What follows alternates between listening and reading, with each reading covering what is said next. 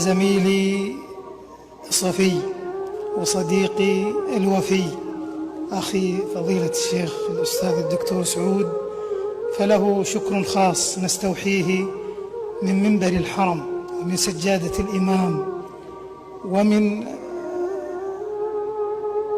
التجربة والخبرة والمحبة الطويلة التي تكاد تدخل نصف قرن من الزمان، وليس هذا بوحا بسن أبي إبراهيم، وإلا المتحدث قد وصل إلى مرحلة ما أدري المشيخة ولا الشيخوخة.